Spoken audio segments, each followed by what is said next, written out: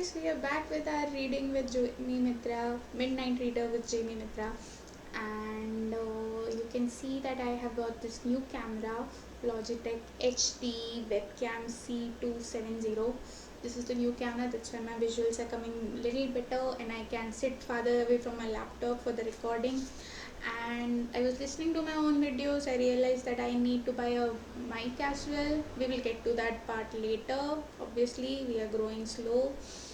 Uh, let's get back to the reading. Here I am ready with my 45 minutes timer. We will do a 45 minutes reading. We will read one chapter and we are going to continue with chapter number 5. Up till now, we know that Ella is talking to this dude and he is keeping secrets from Ella regarding her father and mother's disappearance. And she's now into some new group that looks like a cult, and this new group of people tells that they are basically secret avengers for the world, and they take care of all the bad people who are doing bad stuff and are getting protected with their money and power, and they avenge for the normal civilization for them. So they are basically Robin Hoods of the society. Let's continue. Back with Sidney Sheldon, the Phoenix. Chapter number 5. Helen Martindale pushed her graying hair back from her dowdy round face and fixed it back in place with a bobby pin. She smiled patiently at a young woman opposite her, who hadn't looked up from a single page contract Helen had handed her more than 6 minutes ago, reading and rereading every line of text as if it held the answer to the meaning of life. It's just a standard vendor's agreement, Helen explained. Shouldn't be any surprises in there. The young woman kept reading. We will get you a fair price for the place, Helen said reassuringly. She was delighted that Mimi Prager's great-granddaughter had chosen to list the valuable Paradise Valley ranch with Martindale and Jessop, rather than go with some fancy realtor offering all of those virtual tours and social media presence and promising pre-drought prices that locals like Helen Martindale knew couldn't be achieved anymore. Is there something bothering you, Han? Helen asked once a full 10 minutes had passed. Helen looked up and bewildered as if suddenly seeing an older woman for the first time. Oh no, thanks, everything's fine. Do you need me to sign something? Helen Martindale pointed to the dotted line at the bottom of the page and handed Ella a pen. The poor child seemed to be in a world of her own. Of course, she had always been a funny one, few biscuits short of breakfast, as Helen's daddy used to say. No wonder, given the isolated life she'd been forced to lead up at the ranch. Other than at school, she barely ever got to play with other children and learn how social interaction was supposed to work. But she seemed worse than usual this morning. Maybe parting with the ranch and saying goodbye to the cabin she had grown up in was proving more of an emotional wrench than she anticipated. Are you staying on the property while you're here? Ellen asked kindly. No, said Ella. She didn't intend to be rude, she simply didn't have any facility for small talk. Well, that makes things easier from our point of view, Helen smiled. It feels hard for you, I dare say. Coming home to Valley, now your great grandmother is gone. Not sure how to respond to this observation, Ella stood up, shook Helen's hand stiffly, and left, closing the office door behind her.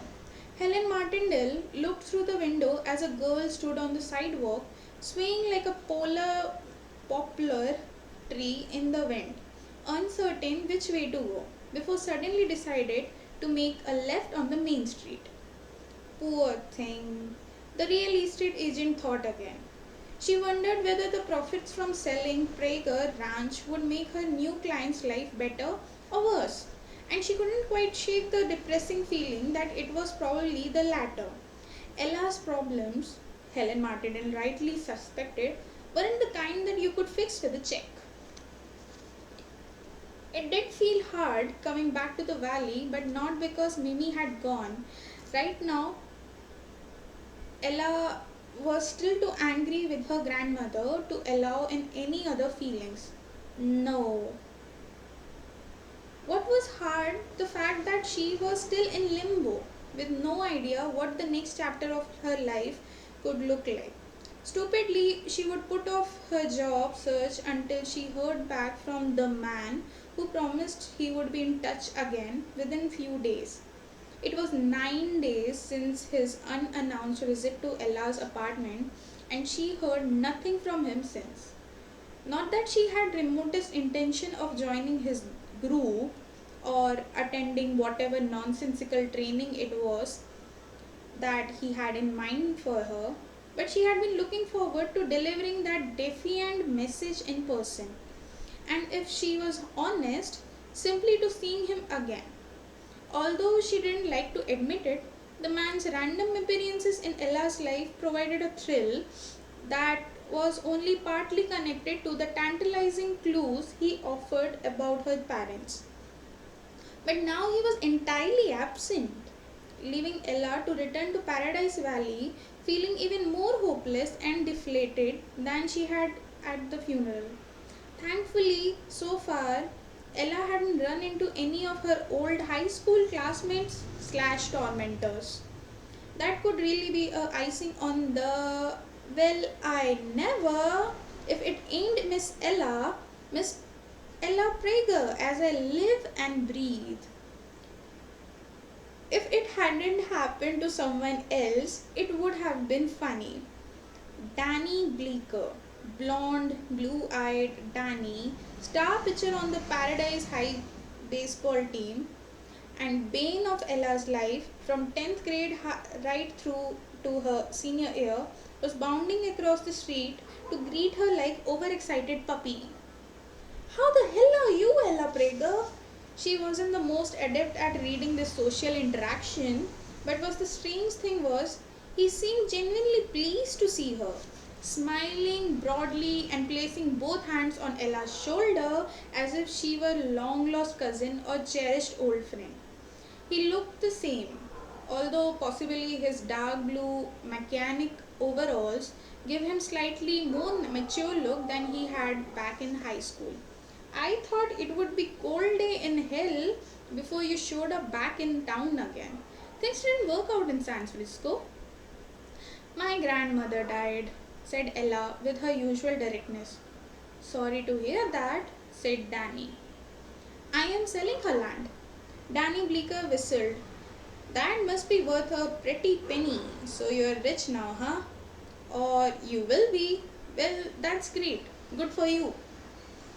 Just at that moment, a deafening loud babbles of voices, like 100 crossed wires, exploded in Ella's head, like a burst speaker. She clapped both of her hands over her ears and doubled over, wincing in pain. What is it? Danny asked, instinctively wrapping an arm around her. What just happened? Ella froze, waiting for shrieking voices to recede. They usually did within a few seconds before wriggling out from beneath his arm. Nothing, only a headache. You still get those? He sounded concerned. You know, you should really see a doctor. That shit's been going on for years. Do you remember in Miss Hailstorm's class Danny? Ella asked. Yeah? Why are you acting nice? He laughed loudly. I'm not acting. I am nice. No, said Ella sincerely. You aren't. You are a cruel and spiteful person. He frowned, seemingly genuinely taken back. Hey, look, I know I was a bit of an ass in school. You were horrific. I will admit I was kind of full of myself back then. But you know, I was a kid. I was 17. Everyone in 12th grade is 17. Ella pointed out, unsure why he brought up what seemed to be her irrelevant statement of fact. What I mean is, you told people we had intercourse. Danny blushed. Did I? I don't remember that. You said I begged you to have relations with me. Begged. That was the word you used. Danny held up his hands in Mia Culpa's gesture. Jeez, okay, wow. Well, I don't know what to say. I was a jerk. And I'm sorry. But it's ancient history, isn't it? I'm married now. He brightened. You remember Beth Harvey? Ella didn't. But Danny pulled a photograph out of the breast pocket of his overall, pressed it into her hand. It showed ordinary looking, dark haired girl whom Ella may or may not have seen before, with two fat, bald babies, one perched on each hip. Those are our twins, Danny said proudly. Nate and Charlie. You got kids? No, flustered Ella, looked around for a means of escape that wouldn't involve either pushing past Danny or turning on her heel and running. Married? She shook her head vehemently. But no matter what Ella did or said, Danny just kept smiling, like some sort of madman. Why was he asking her these questions? Why was he even talking to her? She liked him better when he was a bully. At least then she knew where she stood. What did one say to a nice Danny Blicker? I get it. He nodded, his eyes blazing with well intention but utterly vacant expression for someone who categorically did not get it. You are all about your career, right? Well, I guess you always were real smart. Underneath that crazy, he added. But it was said affectionately. You went to Cal, didn't you? So couldn't you end up as doctor, lawyer? No, don't tell me rocket scientist. He laughed. You work for Elon Musk or something? No, said Ella. I used to be a statistician, but now I got fired. Officially, it was because I took too much time off, but actually, it was because I declined sexual relationship with my boss. He was extremely unattractive. She added by the way of explanation. I have to go back to my hotel now. Goodbye. Danny Bleecker turned and scratched his head as he watched his old classmate speed walk away from him towards the rundown Doubletree, the only hotel in the town. Watching Ella Prager leave was always a pleasure. She still had a great ass. But if anything, the years since school seemed to have made her even weirder. Danny had wanted to sleep with her so bad back then. All his taunting and cruelty had been clumsy attempt at flirtation, an effort to get Ella's attention. But with hindsight, he reckoned he had a lucky escape. Back in her bland hotel room, Ella lay back on the ugly brown bed and closed her eyes. She was mentally bracing for more voices to ambush her. So far this trip, she had two debilitating episodes while out on the main street and a string of more minor ones here in the hotel, as if a radio were hidden somewhere in her bedroom, crackling out static as it signaled whinnied between two stations. Since the man had left her apartment, apparently for good, Ella had had ample time to ponder outlandish theory he had given to her to explain her symptoms. The voices are real. They are electronic transmission of varying types. You were genetically modified before birth to be able to both detect and unscramble them. It's a unique ability. Her longing for an answer to the debilitating condition made her want to believe him. But even the most cursory of reality checks made that hard to do. Genetically modified before birth? Come on! Was that even possible? Ella's brief Google search suggested it was not.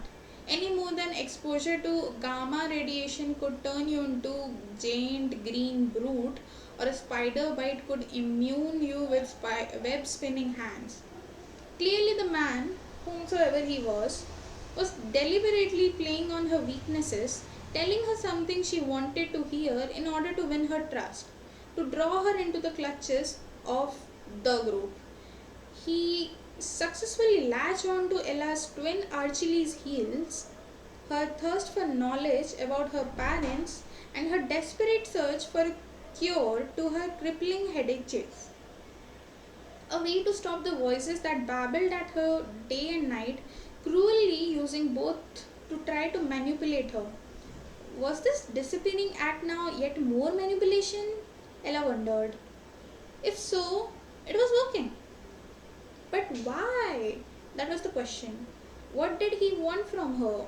What did he hope to gain?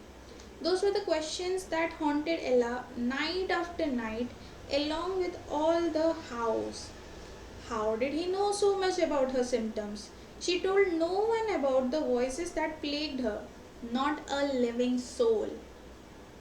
If her parents had been brainwashed by whatever cult it was that the man belonged to, and if they really were genetic scientists, then this explanation for the white noise in her head seemed at least possible, even if it was outlandish. Genetically modified. It wasn't exactly comforting, but it was an answer of sorts, a place to start, even if it posed as many problems as it solved. Reaching into her pocket as she lay on the bed, Ella coiled her fingers around the USB stick the man had given her. She still hadn't looked at the contents. Some combination of fear and defiance held her back, narrowly outweighing curiosity. He wants me to look at it, thought Ella, which is exactly why I mustn't. Doing what he wants, letting him set the agenda. That could be handing him the upper hand on the plate. The man clearly saw her as naive, as malleable, a sheep to be led. Ella intended to show him just how wrong he was. But how could she show him if he disappeared on her? What if he never come back? And the stick was the only clue to the truth about her condition. Her finger traced the grooves in the metal, warm now from the heat of her hand and slightly clammy with the sweat. Pulling the USB stick from her pocket, she stood up, placed it on a desk next to her computer. The voices hadn't come back yet. All was quiet in the room and in Ella's head. She locked the door. If I plug it in now, no one will know that I looked at it. No one but me. He can't manipulate me unless I let him. She plugged the device into her laptop and waited for something to happen. Nothing happened.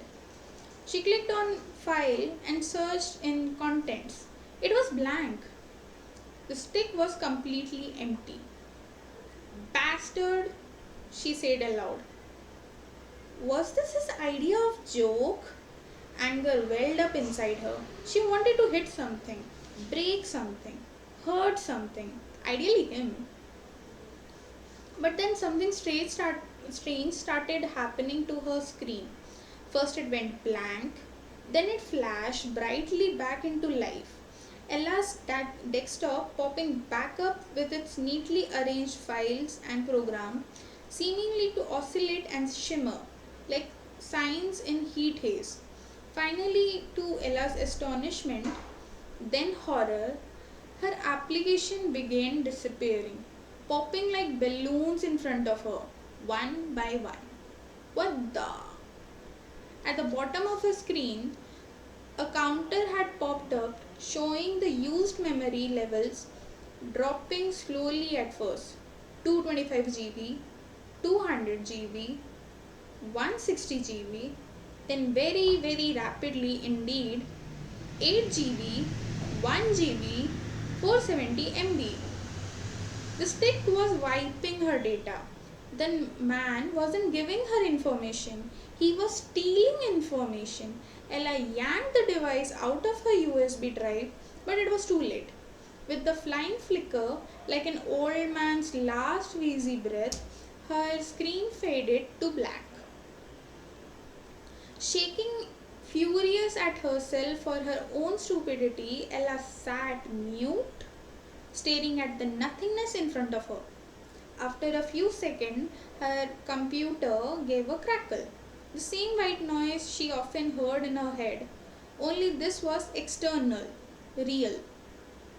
Then a face appeared. It was a man's face, half in the shadow, and it was immobile at first. A freeze frame of an old fashioned video. Another crackle, and he, began to move, leaning forward out of the shadows, gazing into the camera. Ella gripped the side of the desk. No, it can't be. My darling Ella. Clearing his throat, William Prager started to speak. If you're watching this, then you already know I have left this world. I can't be with you anymore. And for that, my darling, I am so very sorry. Dad! Ella gasped, fighting for her breath. That voice. Ella hadn't heard it for 22 years. Had completely forgotten it, in fact, or so she thought until now, as it assailed her like an old friend, enchanting and intoxicating, conjuring up lost love like a cruel yet beautiful magic spell. Instinctively, she reached out and touched the screen as if her finger could somehow connect with him, transport her back into the past. But of course, they didn't.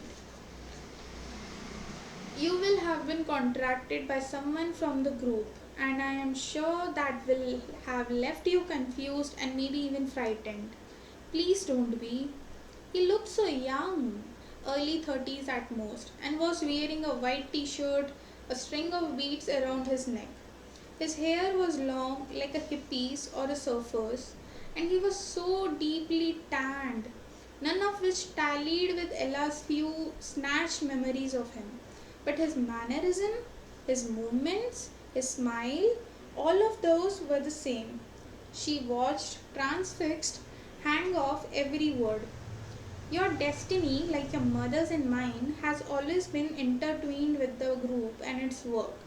Our work. I know it may not feel like it right now, but that destiny is also a privilege. Perhaps the greatest privilege a person can have. You are born to do good, Ella, to do good in ways that other people might not understand. It's not an easy path. There is evil in this world, Ella, evil of a pitch and intensity that most people can't imagine. Sadly, those few who can see it usually choose not to act. They put their heads in the sand. They wish it away. Unfortunately, this often includes our own government. Ella's stomach lurched. She loved her father. Over his long years of absence had come to idealize him and her mother too. Yet on this recording, William Prager sounded like every other brainwashed cult member she ever seen on TV, ranting on about conspiracy theories and corrupt governments and how only the group understands the truth. Ella, you are blessed with unique gifts. You are a product of love but also of science. Your brain can function in ways nobody else's can. The group will explain everything to you when the time is right. Right now, we don't know exactly how far those gifts will take you or what other potential will be. But your mother and I know that you will use them for good. We believe in you. Ella, we love you. Silent tears streamed down Ella's face. She wanted to climb into the screen and hug him and kiss him and yell at him and shake him till his head hurt as much as her did. How could he do this to her? Her own father. His so called gifts had condemned her to an existence of daily misery, to headaches and paranoia and loneliness and depth of which he couldn't possibly understand. How dare he and her mother play God with her life, trying out experimental genetic bullshit on their own child or any other innocent human being for that matter. Ta-da-da.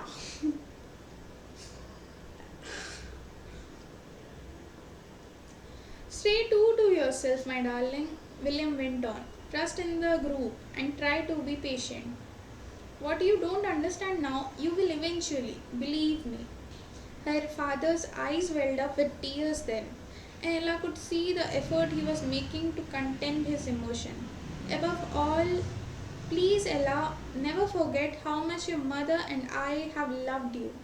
Give your grandmother a kiss for me. Goodbye, my precious Ella May. There was another final hiss of a sound, and Ella's screen went blank a final time. No! Ella whispered under her breath. No, no, no, no, no, no. What couldn't it be? He hadn't told her anything about her mother. Where was she? Why wasn't she in the video? Desperately, she plugged the stick back in, trying everything to bring the footage back up again, to rewind. But it was nowhere. I think I ate my own hair.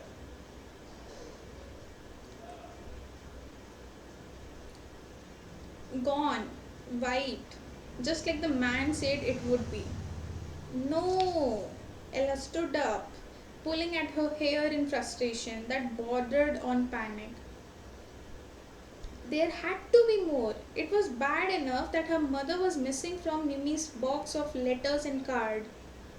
Why wasn't she on this footage? Why wasn't she here on Ella's screen, sitting next to her father, offering her own explanation, saying her own goodbyes? Hadn't Rachel Krieger cared for her daughter at all?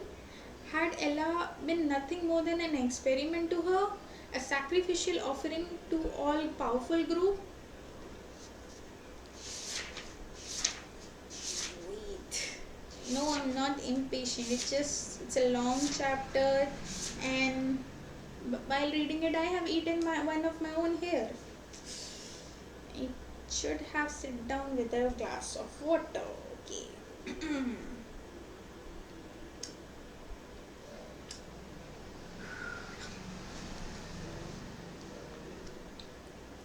Ella was starting to hate this group. Who were these people to mess with people's life, to separate parents from their children, then return years later and claim them as their own children?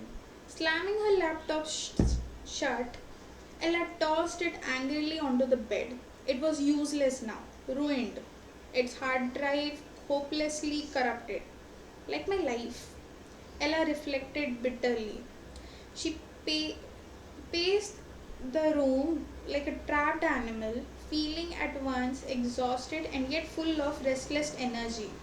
She had overwhelmingly urge to know, to understand, and yet it seemed the more she did know, the more tantalizing nuggets of information were drift fed into her life. More maddened with uncertainty and curiosity she became. Was she really even a person at all? A human being with soul and an identity of her own? Was she her parents' daughter or a science project? With each new blow, she could feel her self-esteem crumbling. But like an addiction, Ella's need to understand drove her, even though she knew that it could destroy her too. Seeing and hearing her father had been an exquisite joy, and yet, at the same time, agonizing torture because of all the things he hadn't said. Because he was there, but then he was gone. And because he hadn't said sorry. He owed Ella an apology for so many things, but mostly for never coming back. Ella ran a bath, climbed into it, making the water as hot as she could stand. She washed her skin reddened like a lobster flesh, willing the unpleasant burning sensation to drown out her emotional anguish. It didn't.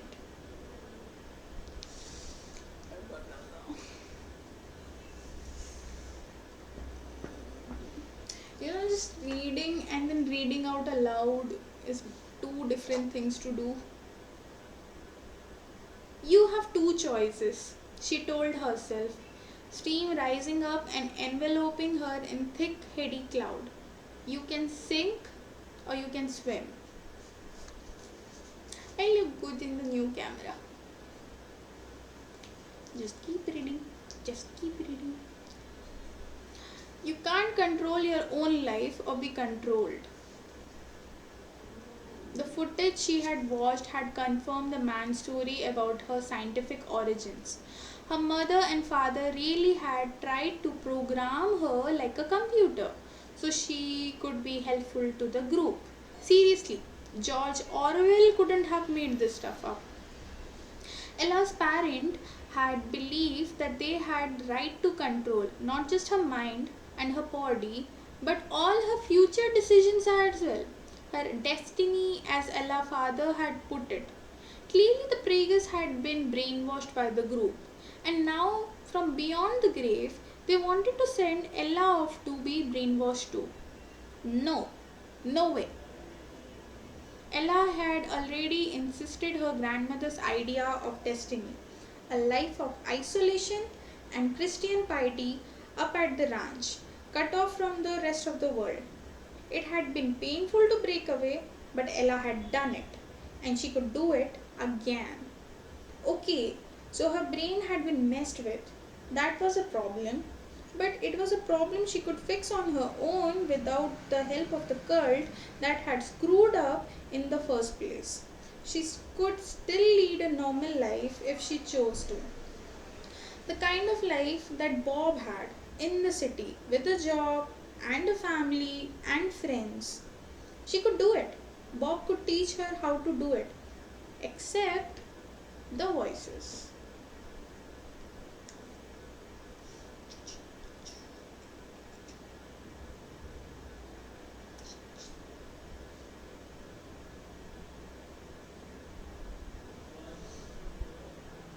The headaches, the nausea, the endless roar that couldn't ever switch off, they would drive her mad in the end. How could she hope to hold down a job or a relationship when at any moment deafening tangles of noise and pain could ambush her, bringing her sometimes literally to her knees? She had learned how to control the voices, how to master the unwanted. She had to learn how to control the voices, how to master the unwanted gift that her parents had given her. Because unless she could do that, no life she chose would be worth living.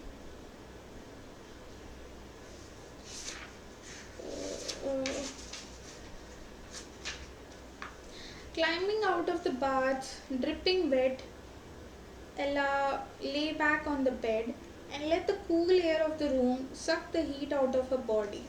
However she felt about the man, however profoundly she hated him right now, he was the key to her future. Not because he owed a damn thing to him or her parents or their stupid group, but because he might, just might, be able to teach her how to master the voices in her head, or at least to introduce her to the people who could. Maybe, just maybe, if those voices stopped, she might stand a better chance at interpreting real voices of those around her, of reading social cues, of fitting in. Where are you? She shouted out loud. I'm sorry, I will do that again. Where are you? She shouted out loud. Where the hell are you, you son of a bitch? Close your eyes. Ella spun around, grabbed the throw rug from the foot of her bed, scrambling to cover her naked body. His voice was so clear, at first Ella thought he must be standing in the room. She looked around, her eyes starting to every corner of the hotel suite, but there was no one there. You will hear me better if your eyes are closed, the man repeated. Only then did Ella realize with a sinking heart that his voice was actually coming from inside her head. Unlike all the others, through it was crystal clear, like a telephone call on a perfect crackle-free line. He's transmitting to me? Despite herself, she was fascinated. How the hell was he able to? Don't worry, try to answer me, he instructed her. It won't work. You can receive, but you can't transmit. Just listen. Perfect, thought Ella bitterly. So you are in control. Again. I'm glad you saw the footage, man continued. I expect you have questions. Just a few. You will have a chance to ask them at training. It starts tomorrow at our upstate facility. They are expecting you. Of course they are. Find something to write with. The information I am about to give you is important. Do not share it with anyone. Perhaps it was a blessing Ella couldn't respond, as his dictatorial note tone was really starting to kick her off. After about 20 seconds of silence, he gave her some map coordinate which he repeated twice. Ella scribbled them down. They were just numbers, nothing more. Then came a curt goodbye, and the man's voice shut off as suddenly as it had begun. Feeling marginally less agitated than she had before, Ella climbed under the covers. Uh, I think I have created a throat rash as well. I can feel my throat having a rash. Tomorrow she would see this group firsthand.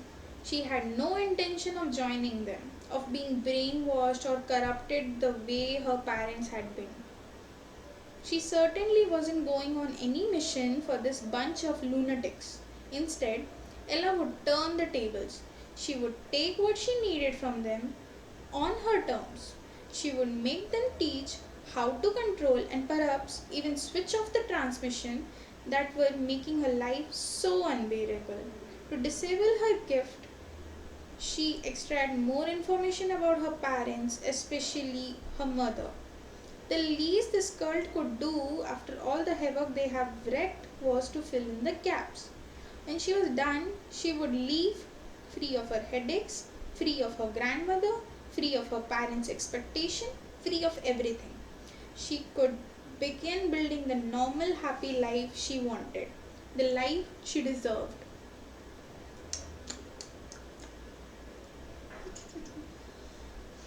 For the first time since Mimi's funeral, Ella fell almost at once into a deep, content sleep. Yay! We are finished with chapter 5 and we have still 12 minutes to our 45 minutes plan reading. But today I'm not going to continue to read till 45 minutes. I know story has been getting very interesting. Finally the man has responded. Finally she saw a glimpse of her father recordings. But we will read the chapter 6 and get to know if she is going to meet the group or not. If they are actually a cult or not. If the man, whatever he says he can and help her, is actually true to his word or not.